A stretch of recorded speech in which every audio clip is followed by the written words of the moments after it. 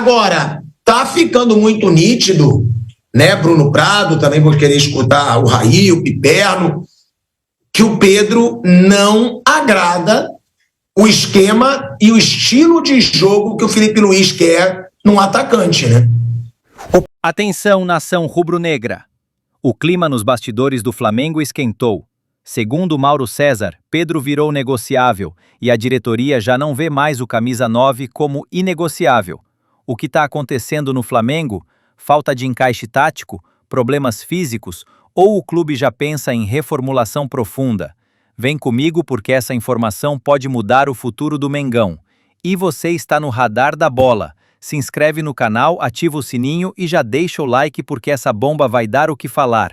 A gente está falando aí, né, dessa situação que o Mauro César Pereira trouxe, gente, do que o Flamengo já está aceitando propostas pelo Pedro.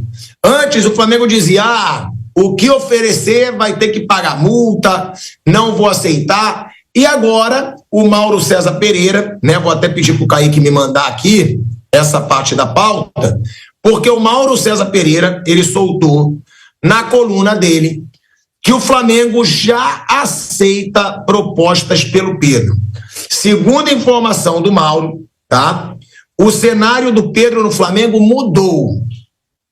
A apuração do Mauro César Pereira, né, ela diz que o Flamengo gostaria de receber uma boa proposta pelo Pedro e que ele será negociado se aparecer um clube interessado em pagar uma quantia alta. O Mauro ainda explicou, né, na coluna, que por mais estranho que isso possa parecer, a ideia seria abrir mão do Pedro e buscar um novo camisa 9 com outro perfil, mais intenso e participativo nos momentos em que um time não tenha a bola. Apesar desse desejo do Flamengo, nenhum clube ainda manifestou esse interesse em pagar alto pelo jogador, pelo menos até agora. Na própria coluna do Mauro César Pereira, ele diz que essa proposta não chegou e que o Flamengo ainda precisaria identificar no mercado esse tal centroavante que reúna essas características desejadas. Em recente entrevista à imprensa italiana, o diretor de futebol do Flamengo, José Boto, foi perguntado sobre o tipo de centroavante com o qual gostaria de contar. A resposta foi o Vlahovic, tá? De 25 anos, que custa cerca de 70 milhões de euros. Ele custou cerca de 70 milhões de euros quando foi contratado em janeiro de 2022. Claramente, não tem condições do Flamengo fazer um investimento como esse. Agora... Antes de continuar, quero saber a sua opinião. Você acha que o Flamengo está certo em aceitar propostas pelo Pedro? Ou acha que essa possível saída é um erro gigantesco da diretoria? E tem outra coisa também, gente. O Vlahovic, que o Piperno falou que tá aí no mercado valendo 25, 30 milhões de euros. Cara, Bruno, Raí, se o Flamengo tá enchendo o bolso, o Flamengo precisa gastar, gente. Precisa gastar. Porque, vai vender o Gerson e não vai contratar ninguém? Porque o Flamengo não tem mais volante. O De La Cruz não dá pra contar. Nunca se sabe se ele vai estar em forma ou não, se ele vai estar machucado ou não. Pulgar machucado, Gerson indo embora. Só fica Jorginho, Everton Araújo, o Alan, que meu Deus do céu, acham que tem implicância, mas não dá para aguentar o Alan no Flamengo, jogando o que ele joga. Aí joga 2 joguinhos mais ou menos, começam a falar, viu, como o Alan pode entregar? Pode entregar o quê? Não jogou foi nada no Flamengo desde sempre, o Alan.